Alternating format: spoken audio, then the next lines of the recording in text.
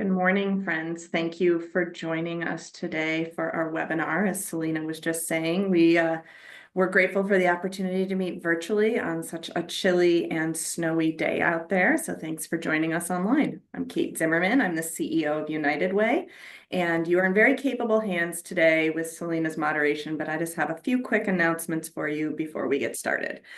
First, I want to let you know that we're celebrating our 100th anniversary this year. Hard to believe, 2025. But everything we're doing this year is going to have a little bit of that 100th flair attached to it. But please save the date for October 25 of 2025, which is when we are going to have our first gala at the Lancaster County Convention Center. You may also notice that Conversations About Our Community has now been retitled to Voices United. That's another exciting update as part of our 100th anniversary. Project Blueprint. I want to let you know that we are still accepting registrations for the Project Blueprint organizational cohort. It's best for board members and C-suite staff at nonprofits. We'll do a little bit of governance work. We'll do a lot of work on what equity looks like in the boardroom and how we lead as board members and staff leaders with an equitable mindset and are aware of our own unintentional biases. So if you are interested in that, please be in touch with us. We do kick off this Friday, but there's always room for folks who are interested in that 6-series module. So today, the subject of our conversation is taken from the King Center's strategic theme for 2025, which is Mission Possible, Protecting Freedom, Justice, and Democracy in the Spirit of Nonviolence 365. This theme defines the 2025, King Holiday Observance events and programming, and from which we've taken the inspiration for the first installment of our Voices United 2025 MLK Day, Freedom, Justice, and Equality through Nonviolent Action. We, as I mentioned, are in the very capable hands of a United Way board member and just really community leader, Salena Coachman. And then we have our panelists today, Joe DiGarbo, Josh Hunter will be joining us, Derek Smith, Lance Greene, and then unfortunately, Tiffany Shirley was not able to join us. So Salena, I think on that note, I'll pass it over to you and to our panelists and let you begin this conversation. So much, Kate, and thanks, Kate, for letting me serve with the United Way and all the great work that's being done. Welcome, everyone. It's great to have you with us today. I think this is going to be an amazing discussion. As you can see, there are wonderful panelists that will be talking with me today as I lead this conversation. Again, my name is Salena Coachman. I work as Vice President of Talent Sustainability, Talent Acquisition, and Diversity and Inclusion at Armstrong World Industries here in Lancaster City. We will have some introductions from the rest of our group, and then Joe will begin with giving us pretty much a presentation first, and we'll continue with the discussion. So Joe, if you'd like to introduce yourself, then we'll go on to Derek, Lance, and hopefully Josh. Well, thank you, Salena. Well, this is really great to be here today. I've really been looking forward to this, and it was good preparing for it, believe it or not. Just getting back in touch with just the importance of Dr. King's work and Bernard Lafayette's work in particular. A lot of people, and the work that we've been doing in the Alternatives to Violence Project. It's always good to get in touch with that kind of thing for me. I did want to, as I start, to say a little bit about myself. I am a Brooklyn, New York native. And I'm glad I grew up in Brooklyn. It was a good place to grow up in, actually, at that time.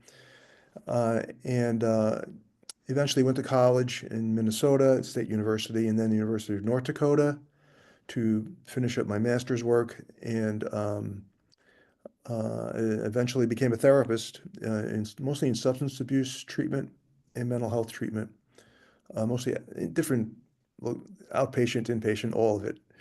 And then eventually retired a couple of years ago, 3 years ago, from the Samaritan Center, which is a great place to work, by the way. While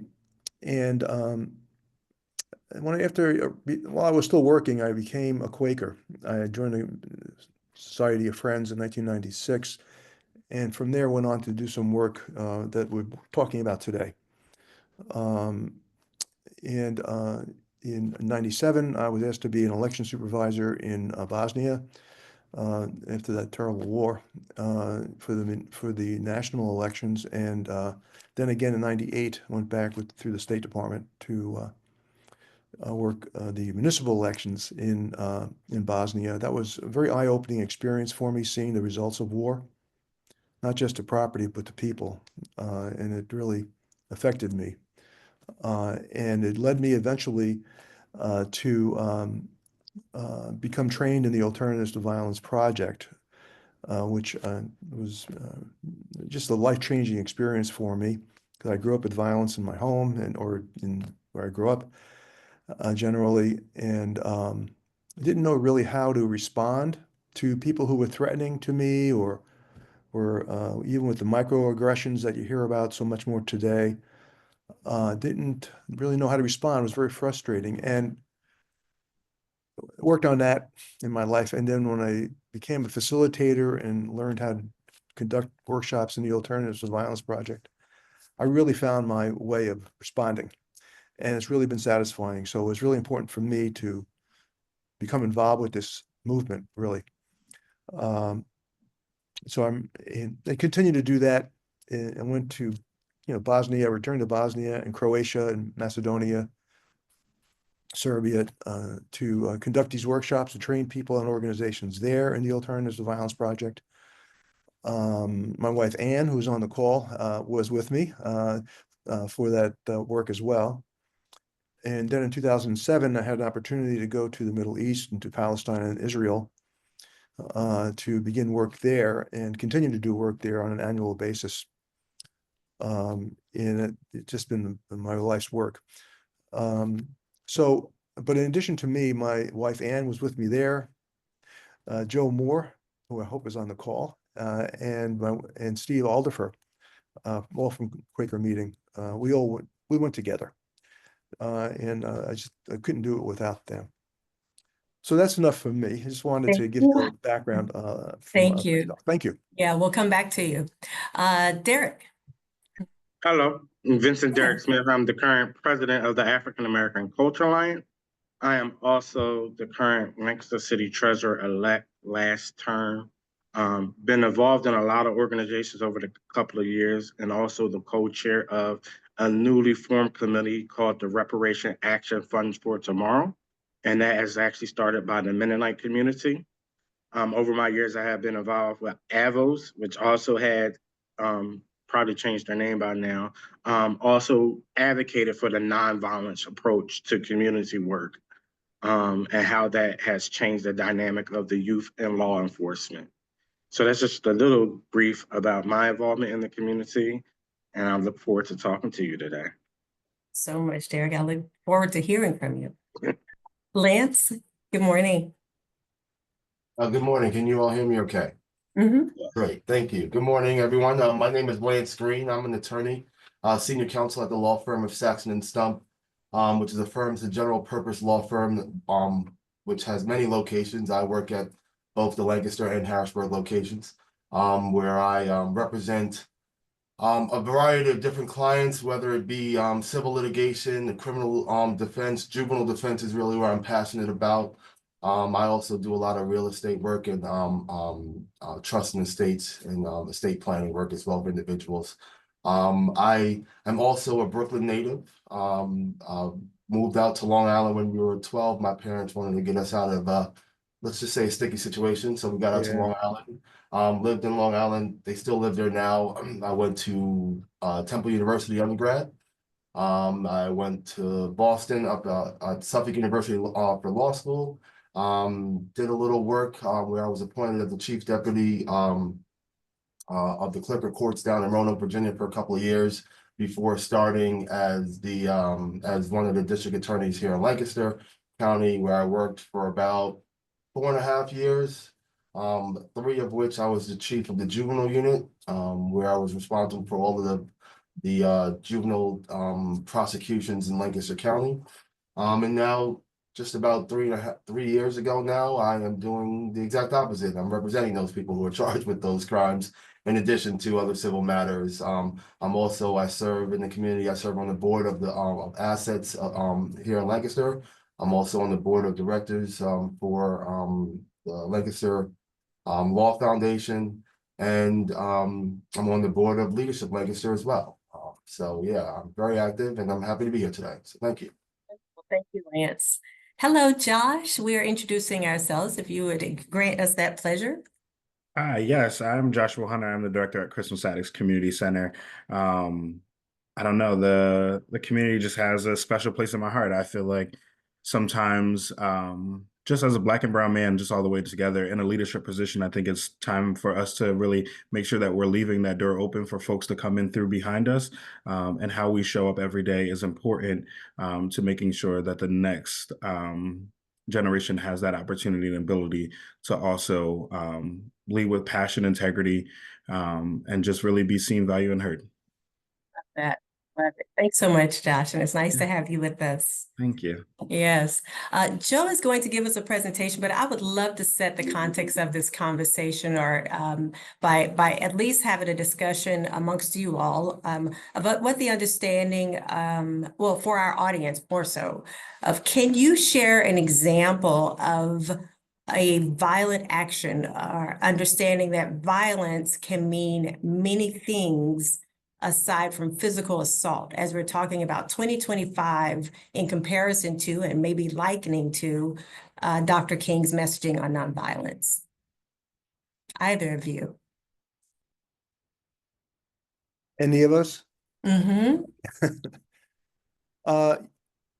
Well, yeah, I have one. And it was a few years back, but I was working in a hospital at the time, in a mental health and substance abuse hospital in the Midwest, and I was counseling a violent offender who was incarcerated in the unit, and I was assigned up there to work with him. I did that for about a year, and he seemed stable and ready to go. He was a pretty young man, relatively young man, in his 20s, and I was able to get him down on the open unit where I was working with other therapists and patients and so on. And he came in the one day, came on the unit, and very quickly after he got there, he decided to leave the hospital. He went and started drinking, came back to the hospital, and I was told by my supervisor that he needs to go, Bernie, it was his name, he needs to go back upstairs, Bernie. Bernie does Joe. You got to talk to him about that. Oh, this is going to be fun. So he came into my office, and I just talked to him straight up, Bernie, you've been drinking, man. You really can't be here if that's happening and you left the unit. You have to go back upstairs. And he was very angry about that. And he bolted up out of his chair. And I'm sitting back in my chair, very vulnerable. And I was ready to be hit. I was okay. And so he cocked, he was going to punch me. But I didn't react to him. I just stayed calm with him, and he immediately dropped his hands and he told me, okay, Joe, I'll go upstairs. So it was that nonviolent, in that case, that was willing, well, the nonviolent approach worked then, and I'll never forget that experience, and I take it with me where I go. That's a good one. That's a good one. Anyone else? For context of conversation. I have one that didn't necessarily happen in Lancaster, and I've got to be a little bit careful because when you deal with kids, you can't really be too forthcoming with the things that are going on. But there was a particular client, again, this didn't happen in Lancaster, but I think it's relevant, where when I represent my clients, I make sure that they understand that they can kind of be forthcoming with me about anything. They need to be able to trust me when I'm representing them. And this one kid did. And I told him, you can't really lash out violently when you get into, he was in the facility for treatment, not mental health for treatment, but just for his, he got adjudicated delinquent and he needs to go to a facility. And at the facility, instead of lashing out, I told him, don't lash out, just contact me, tell me what happened before you can go that way. And he took my advice on that. And in doing that, he reported exactly what happened, did not respond, let me responded. And in doing so, he kind of exposed some, illegal policies that were happening at this institution, that because he told me about it instead of lashing out and it didn't get swiped as him responding in a violent way, his words got to me, I responded and talked to the right people. And then now that doesn't happen anymore. And because he didn't respond. He told me, which got that into the system, and then the right action was taken. That's kind of the things that I think that we want to be thinking about here. Definitely. Change was made because of it, right? That's Yeah. wonderful. Yeah. Thank you for that, both of you. Joe, we'll turn it over to you for about 8 to 10 minutes here. Okay, thank you. Again, it's great to be here. And it's particularly honorable actually because it's part of the commemoration of Dr. King's life. And I must say that his work in the civil rights movement has been informed the development of the Alternatives to Violence Project over time. And it was very good to have that happen for us. He on the night he died, he was killed. He was with Bernard Lafayette, Dr. Lafayette, at the Lorraine Motel, and he told him. So this is the last thing that he told to Bernard. He said that, in quote, "Now, Bernard, the next movement we're going to have is to institutionalize and to internationalize nonviolence." During the 2012 Alternatives to Violence Project National Gathering, Dr. Lafayette was its keynote speaker. And he spoke to a number of us there, and he said to us what happened, what King told him, Dr. King told him, and he said that AVP is doing exactly that. So this has been a very close relationship that we've had with Dr. King and his movement and Dr. Lafayette. And I'm very happy that came about. So what is the Alternatives to Violence Project? It is an international grassroots organization that trains individuals, organizations, schools, and so on in ways to resolve conflicts, major conflicts, minor conflicts, threatening conflicts, if you will, to manage those in a nonviolent way. And we have done that since 1975, from when we first started in Greenhaven Prison, by the way. As you know, Quakers have a long history of helping people in prisons, the prison system, for really over 100 years. We started there in training inmates who were violent. They wanted to learn how to be less violent and how they can help the young people to be less violent themselves and so on. And so we started there, and eventually we started working in communities in the United States. And then we internationalized the work, where AVP, as we call it, is now in over 50 countries in the world right now. And some of us on this call have been there to do that kind of work. So our goal really has been to reduce violence really in the world as best we can. And we have some principles that we work by that I want to mention to you. One of them is that we believe, first of all, that there is good in everyone, and that every human has an innate desire to resolve conflicts in a nonviolent way, to have harmony and peace in their relationships. It's in our genetics. And unfortunately, people don't get to practice that or learn how to do that, and AVP helps with that. The other principle is that we also have the ability to do something about it, not just a desire to do it. And the workshops that we have help people to realize that and to identify how they can be nonviolent in their lives and going forward. The last thing is that really it begins with the individual. So people in the workshops get to understand themselves first and what they're about and how they can learn to be better in addressing issues that are difficult in their lives. They do as Dr. King was in his way he lived. He became the change that we want to see in the world.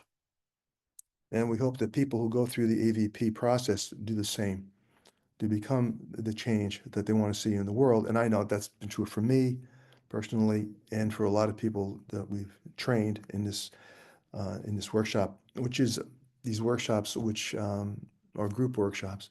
There are 3 levels. I'll just tell you this quickly. There are 3 levels of these workshops if people are interested. There's a basic level of training that people have where they really learn about themselves and how they can start to live as non-violently as they can in their lives.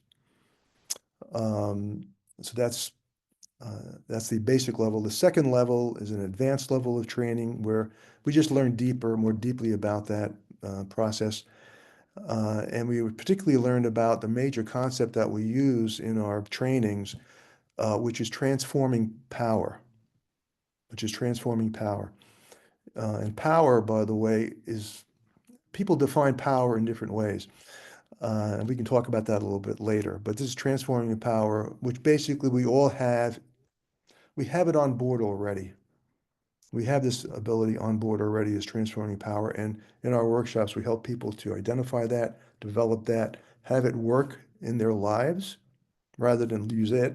It uses people, if you understand what I'm saying. And that's what we try to help people to develop. And we do. And I've seen this happen nationally and internationally in prisons, organizations where I've worked, a few of us have worked. So that's the structure of what we do, and what our basic principles are.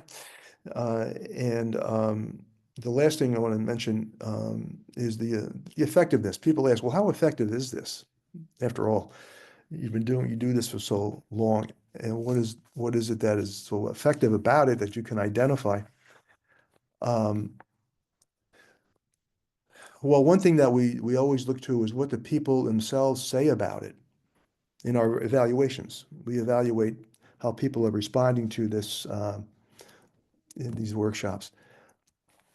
And one of the people that I trained, I was involved with training, he was done with this and he went back home. He's a person I know in Lancaster, and his wife saw me, and we know each other. His wife saw me and he said, Joe, you know, so-and-so, he's different. Something's happened to him. And she was very happy to see that. And this person became a facilitator, which is a goal that we have when we do these trainings. He became a facilitator, and I worked with him many times.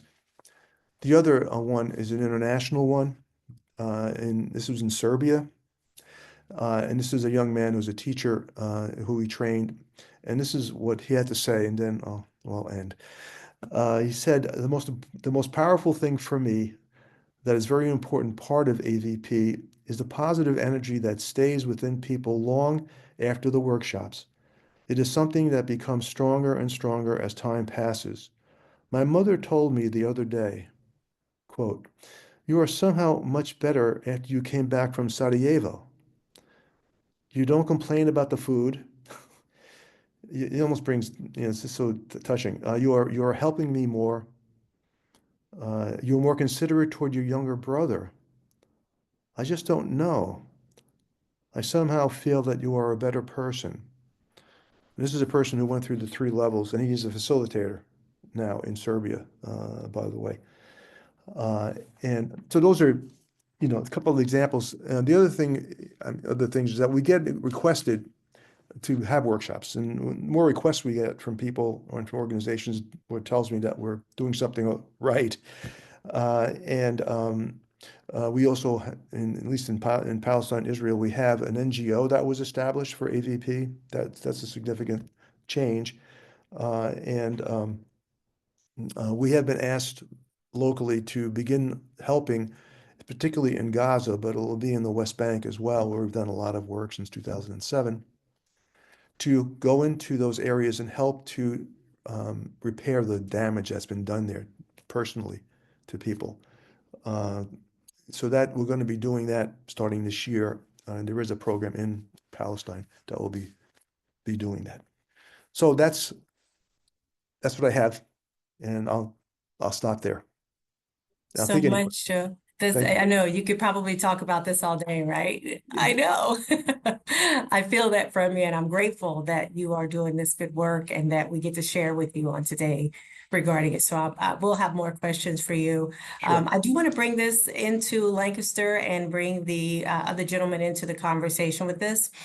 Derek, I'm going to come to you first, okay? So Dr. King often emphasized the power of community organizing to achieve social change. How does the African American Cultural Alliance work to create spaces that empower the African American community in Lancaster? And how can these efforts align with Dr. King's nonviolent philosophy? Before COVID, well, during COVID, when we had started, the African American Cultural Alliance was a meeting called the State of Black Lancaster.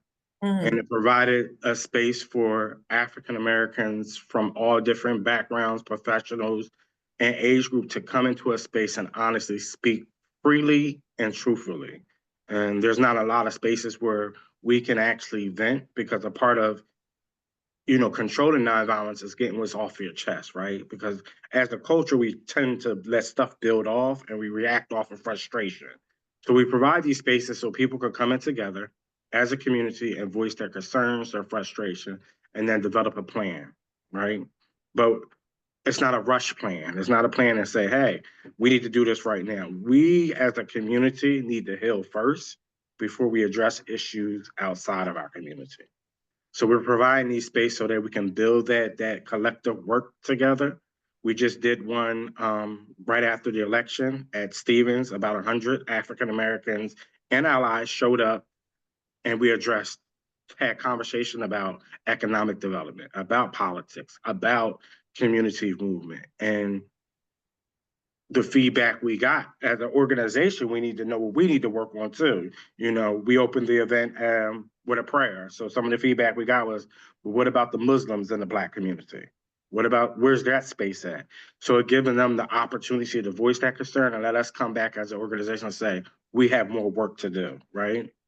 And you watch any movie or read any history about Dr. King, his key focus was bringing the community together to hear what their issues were and then attack it, right? We have to come up with a plan. We can't just jump and attack an issue. We need to meet, we need to mobilize, and we need to organize. And sometimes that process is long, and we have to be ready to go through that process, and he showed us that. The voting right, the March on Selma, like there was a process, there was a community gathering, whether it was in a church or a community center. His movement was by the people, not self-guided. It wasn't about what I wanted, it's about what the community wanted. So we're trying to provide that space and ensure that we move in that direction.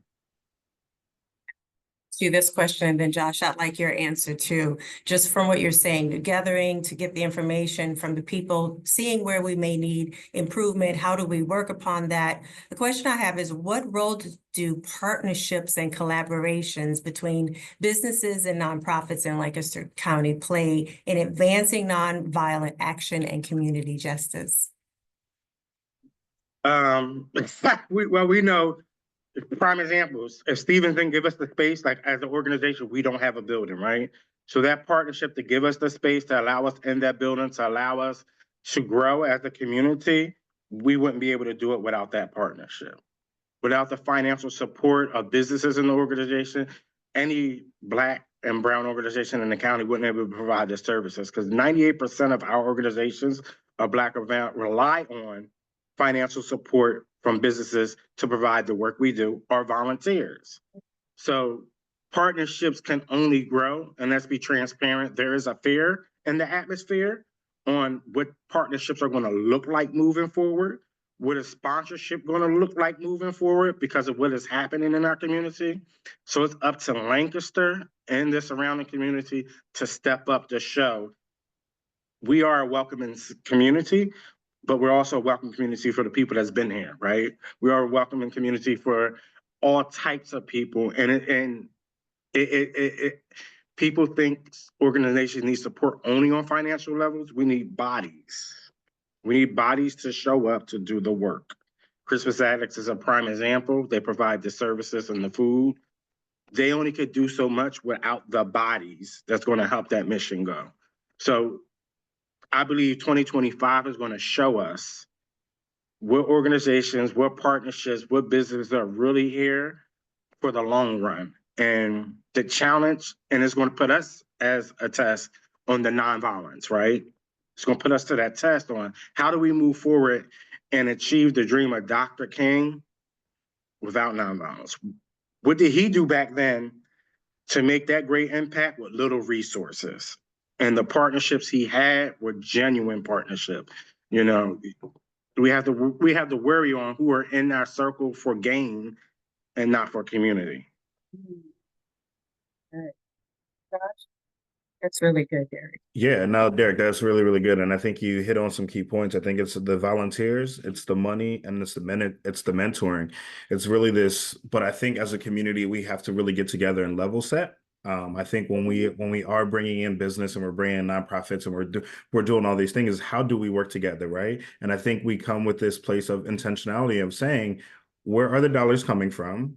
How are we dispersing them? Right? Because there needs to be there needs to be some type of trust and you need to show up authentically in this space. And I think sometimes when we're here, I think sometimes when we get into space, especially as Black and brown folks, I think we're a little bit hesitant of how we show up and how we come in. And I think in 2025, it's this year of freedom and to give yourself permission to authentically show up as you. And if folks don't like it, I think sometimes those partnerships aren't needed in that moment, right? But I think if we I think so, Derek, I think you said it. You said it. If we heal first, right? We need to figure out what we need and come in with a plan. I think sometimes we just go into spaces and just say, "What can you give me?" instead of saying, "This is what I need." So I think if we go on there and we can level set at that capacity, I think that's when we can figure out how we can work together and really move together. But also, there's this piece of like, how do we respond to a community need? I think people show up, sometimes come into spaces and say, this is what I feel like this community needs, instead of asking, how can we best support you? Right? We don't need folks just showing up saying, I'm going to give you this, I'm going to give you this, because that's where that motive comes from of, I'm going to do this for you, but in return, I need you to do this for me. So. Strong. You give some snaps.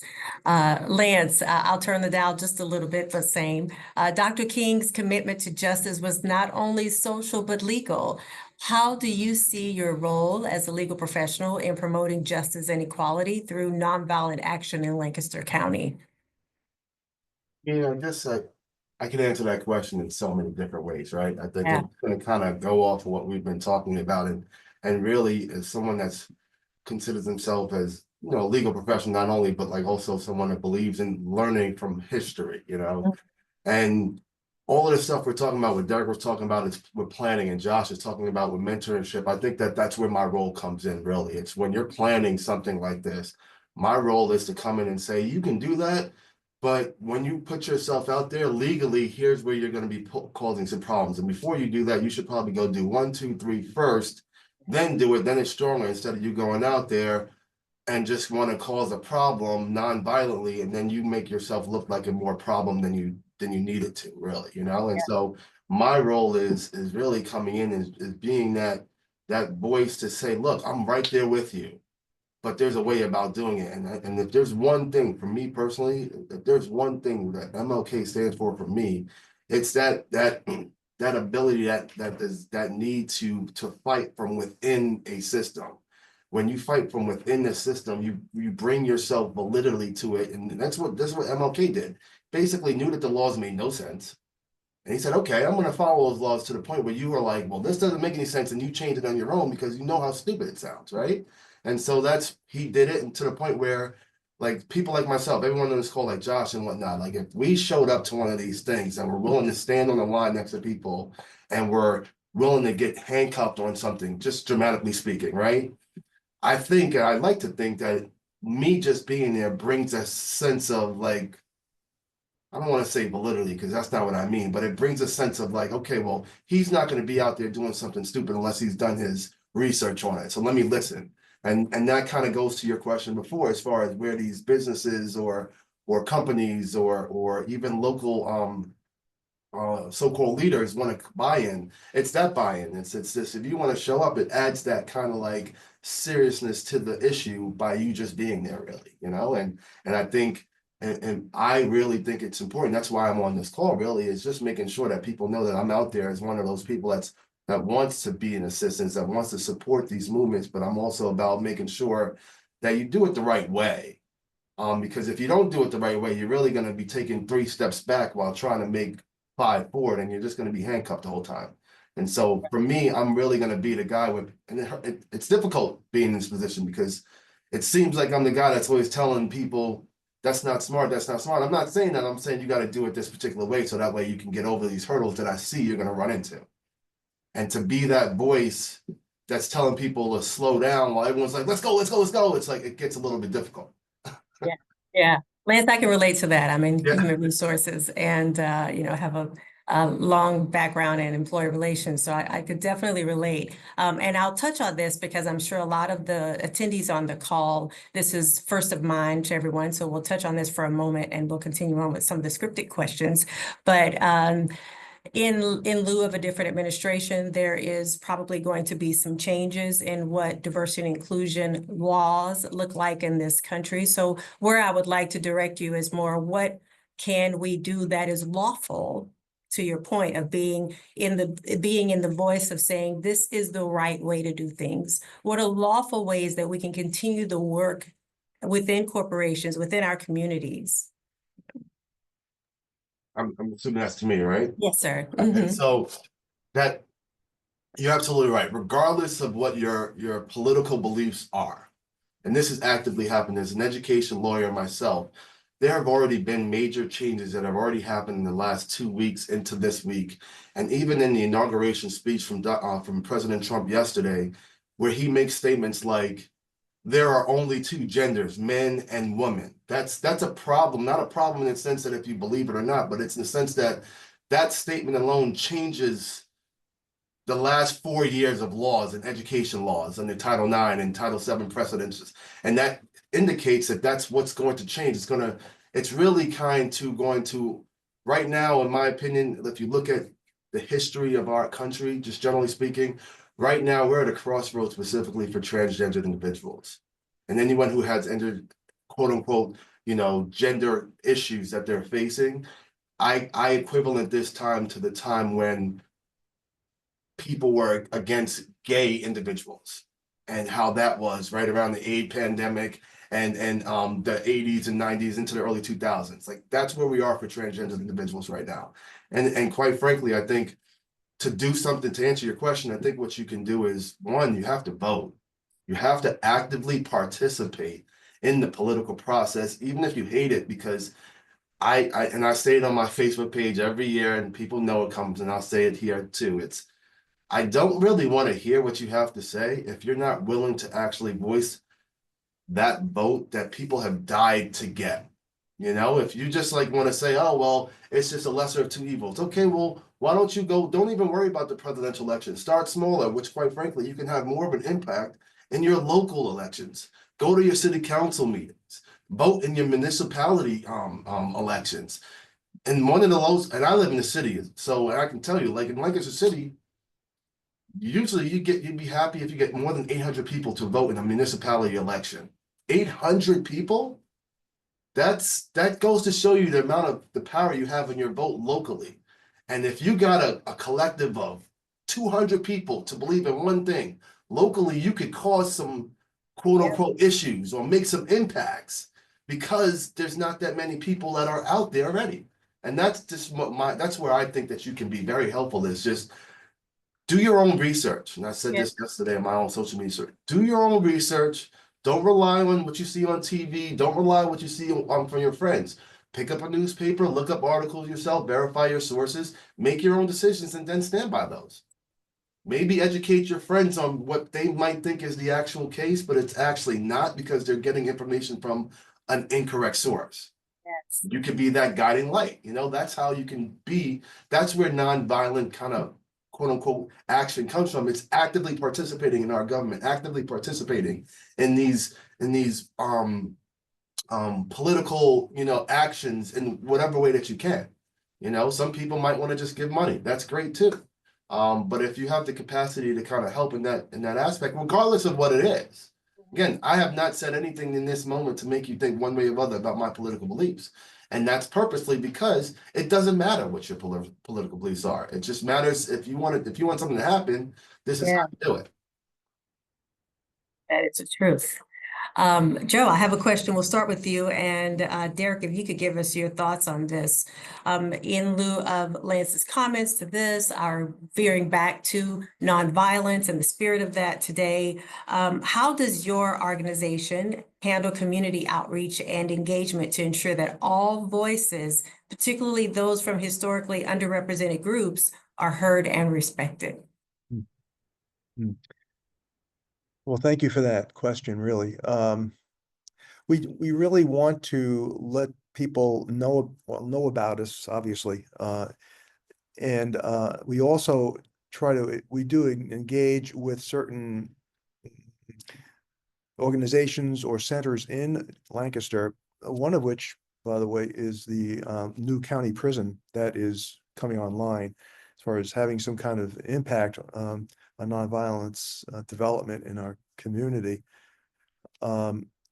We have been working, we've done workshops, AVP workshops in the county prison previously, and the new prison is one where we've been invited to and have space now where we can actually do and train some of the inmates, some of the prisoners who are there. So that's one way that we want to try to reach out to people who have had difficulty in their lives for obvious reasons, including people who are mentally ill, and that's not really recognized enough and accommodated enough, in my opinion, to help them realize that they can control themselves. And there are different ways that we help people to know how to control themselves physically. There's different trainings that we do physically so that people can learn how to stay calm. If you ever want to learn how to stay calm, I encourage anybody on the call to try this sometime if you're feeling a little bit uptight or angry even, and you don't want to act out, is to sit down and start by just relaxing your tongue. Nobody ever thinks about that, obviously. Just relax your tongue and see what that does for you. It'll be easier for you to relax the rest of you once you do that. A doctor friend of mine, when I first showed how to do that, he doctor for a long time, but I didn't even know that. So this kind of, it's based on Aikido, which is a Japanese nonviolent program, as you probably know, everybody knows. So that's that's how I'll answer your question. Thank you. You, Derek?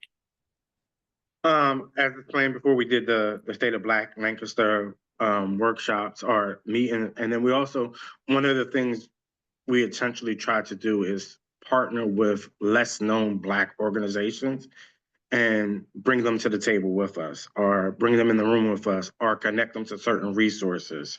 I was in that era of nonprofit before the Alliance, where we kept hold of resources, and we kept hold of money because we were scared that we were fighting for the same resources, but realizing that I'm not always going to be the lead. I can't always be the lead. And there's work that we can't do. The Alliance can't be the answer to every Black issue in Lancaster County. So the only way to address the Black issue in Lancaster County is ensuring that there are other Black organizations thriving to address the issues that we can't. And the only way to do that is to bring them to the table, to make sure they're in the meetings with sponsors and connecting them with sponsors. I see one of the sponsors on the in the chat right now, and somebody reached out to me. I was like, yep, contact him, let's connect, and not worrying about, oh, they're not going to give to us.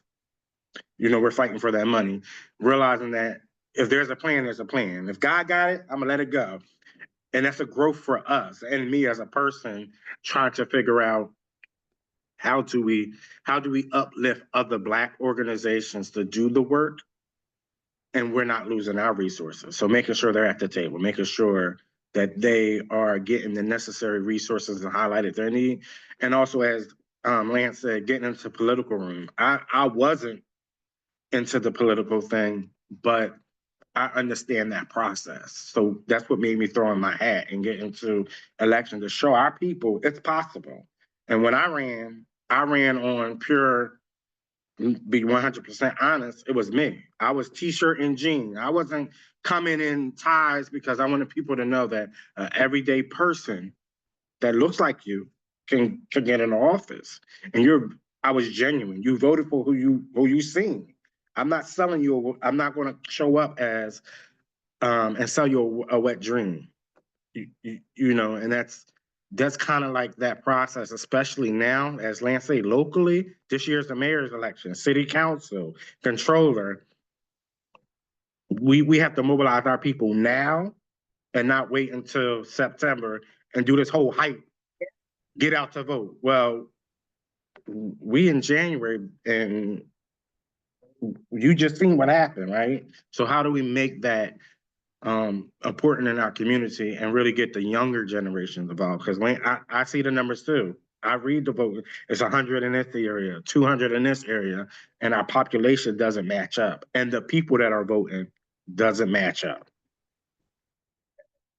I want to recognize a few people commenting in the chat and lead it into a next question. So Joe in the chat said, per the question, our Joe on the panel is answering, we did an app workshop at Crispus Attucks. And Josh, I was going to come back to you on both that, the awareness of that, and this question. Crispus Attucks, of course, being a longtime pillar in the community for the people of color, not just the African Americans in the community, right? How does the center uphold Dr. King's legacy of nonviolent action in its program and its outreach efforts and projects?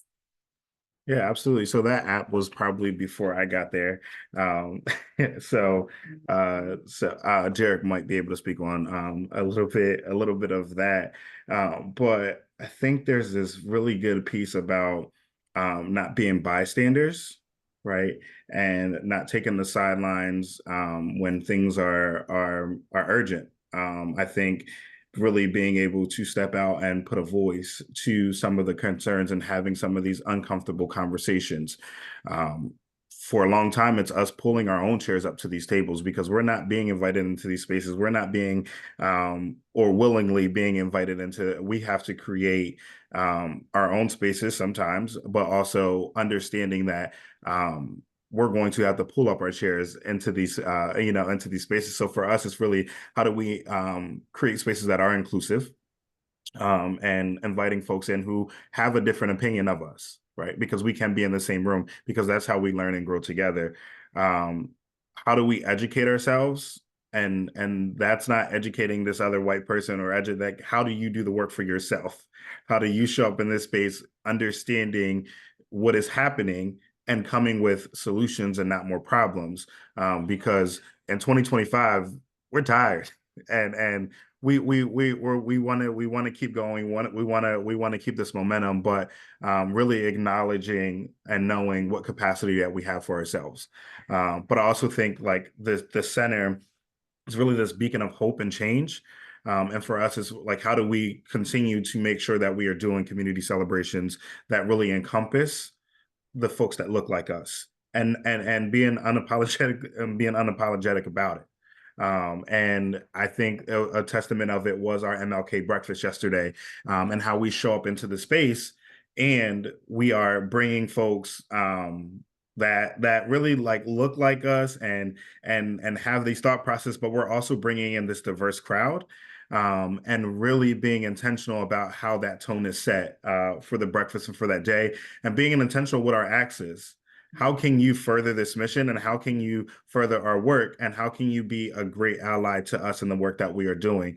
And how do we provide service with dignity to our neighbors, to our clients, to our customers, because that's important. Their voice matters. And one way that we've done that is really listening to folks through Choice Pantry. We really revamped our way of thinking and saying, like, no, we're not meeting a need. And for me, it's really like taking this step back and saying, how do we come into communities and we're not asking them what they need? So this choice pantry really gives them this dignity to really choose the foods that they want, and right where there's less waste, but there's this autonomy over themselves of I get to choose this. And then we're thinking through like youth engagement, right? How do we show up in these spaces and really take this control? And I think that's through Champions for Our Youth, right? We're collaborating with school districts. We're bringing out local leaders. We're bringing out just regular folks who just want to be in community with people. And we're bridging this gap between school districts, between employees and students, and really showing up in spaces where folks see us out here in the community. And let me tell you, it's evident of your commitment to being intentional by the amount of people that show out on a day like we had yesterday, right? It was Absolutely. absolutely beautiful. It was no different than a good weather day that we've had in the past. It still had a wonderful turnout. So thank you for all the good work that CAP is doing in the community. Thank you. Yeah. Lance, there's a question here, and you kind of touched on this already. Can the use of litigation or legal advocacy be considered an exercise of nonviolence? Yeah, absolutely. I think so. I think let's take the criminal side of it. Let's just focus on the civil side of it or something. Let's say let's say you're working for a company and the company is just completely just disregarding, DEIB initiatives or just are completely having deplorable work conditions, and there's a contract coming up and they're not listening. You can use picketing, you can use the media to raise awareness for these issues, to force them to make some concessions that they normally wouldn't make if they didn't have that. So to me, it's a combination. I think, the use of litigation is just one tool in the toolbook. I don't think that you can just use one or the other. I think usually, and even back in the MLK days, like when you have these walks that Derek was talking about, violence, MLK march there in Washington and all of those in Selma, like those were working in conjunction with a social justice plan to get bills passed at Congress. And that's the litigation side of it. And so you can't have one without the other. And to me, I think you need both. And I think you need to have pressures coming from both. And nowadays, and I've thought about this prepping for this call over the weekend, to me, if MLK lived in the day of a cell phone, it'd be a wrap. I mean, because he's trying to do these things back then to get information to people, because most people are in their own little world, closed off from society. But when you got the cell phones, that's why George Floyd happened so bad, because the phones saw everything unfiltered. And most people could see that they're used to that, like, oh, that always happens. And others are like, that's a lie, that's fake. And it's like, you have to educate people, because, I can't tell you how many calls people got. I got people calling me from high school saying, this happened? And I'm like, yeah, I got pulled over multiple times in high school, right around the corner from the school, And so just because I was in the car with two other people that were Black or brown or Spanish, And so it's just, I think the litigation, to answer the question along about way, I think, yes, I think it's not just about the litigation itself. It's also about using the litigation as a front, as a part of some other nonviolent action, whether it be a sit-in or just even a nonverbal protest. Imagine if you had, 400 people go to the courthouse legitimately and just freeze in motion and just not move. Like, they could do that. I mean, I'm not saying to do that, but you could do that. And you might get told to kick out and then you have to be told when you leave, but that would cause some problems, And so I think, yeah, to answer the question, I think it definitely is something that can be used as nonviolent for sure. I love that. I want to use these next 7 minutes, I guess, or I'll say 5, because Kate may want to wrap this up. And ask each one of you this question. What advice would you give other businesses and organizations in Lancaster County looking to integrate nonviolence more intentionally into their operations and community engagement strategies? If I can, Yes, please, Joe. This goes to your question earlier for me. I'm bringing this up because I recognize Derek as being a participant in the Alternatives to Violence Project workshop we did at Crispus Attucks a few years ago. Hello, I recognize you now. We do age. And so reaching out to organizations like that is important to us. We've also done workshops in junior high school through Compass Mart as well. And Arbor Place for youth. We've done this is reaching out into the community. We've offered these, and we always offer these kinds of workshops to organizations like that. Also with the returning citizens, people coming out of jail, we have training for them specifically. That's been going on. And we also reach out to church organizations. So, and we've done a lot of workshops in churches in the community here in Lancaster County. But I think that goes to some of your question. That goes to your question as well. I wanted to mention those things. Thank you. Very good advice. Oh, I'm sorry, Lance. Yeah, you were going. just Yeah, real go ahead. briefly, I think just for time's sake, I would just say, just being active about what you like, knowing if you're a company or a nonprofit, like know what you stand for and be active about following up with that. And what I mean by that is if there's an issue that's going out, you can always tell when you're working for a company, like they're trying to actively not bring it up. They'll respond if you bring it up, but they won't actually want to bring it up because they don't want to talk about it. If you want to be someone that makes it like clear that you're about it, you can say, hey, look, we're actively about having a conversation. We don't really know what to say, but we're all about having this space to be opening, making it clear that your environment is open for that. And if you do that, I think that makes it clear that you're welcome to this kind of concept. Because if you're not, and then someone says something, and then there's a negative response to that, then you're not really welcoming the nonviolent action, really. So I just want to get that in there. Thank you. I'm gonna say, like football, look at the playbook, right? Dr. King left a legacy. We did the research, we know the history. History repeats itself. So look at the work that he did and how did he mobilize it as a business, as an organization, and really, if you're really, really, really mean about nonviolent movement and making change, repeat that playbook. Like Lance said, if he had a cell phone right now, it'll be a wrap, right? So we have the actual tools to make this movement even better, because what we're about to go through is going to show us as a company and as a community what we really stand on. So I say, look at the playbook. Let's pull out that playbook and review it and say what moves we need to make as a community to follow the path of Dr. King, because obviously he did things that worked and what things didn't work. And how can we move around that? So let's bring out that playbook. Yeah.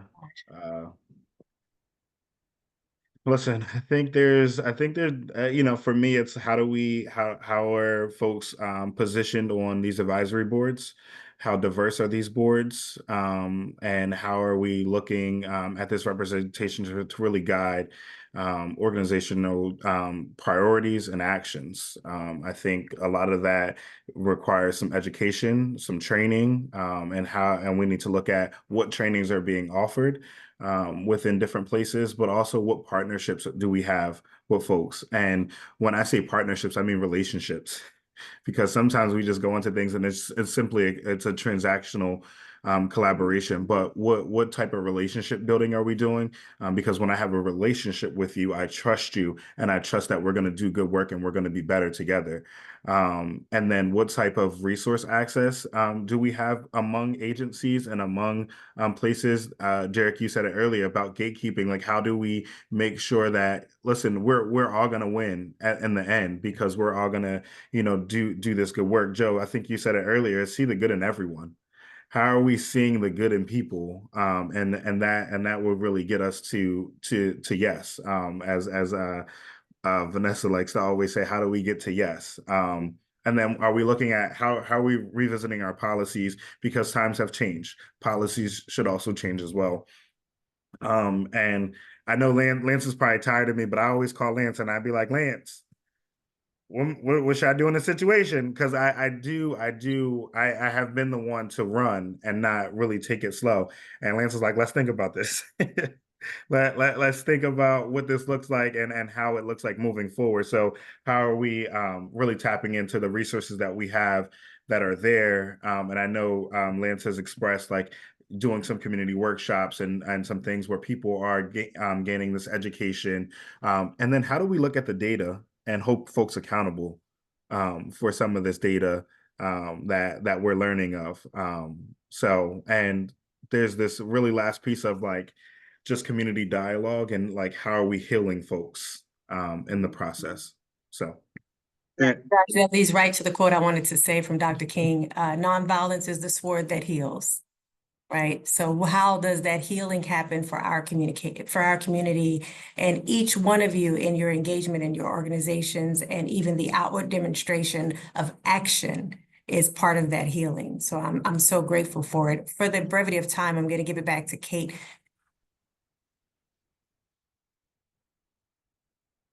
I apologize for ruining what was an excellent conversation with time. But thank you so very much, Salena. Thank you to the four of you for all of your wisdom that you shared with us. I think I have nothing else to add, but just to take your words as we move forward today and in the weeks and months to come. So thank you. We're grateful for you. Thanks to all our guests who joined us today as well.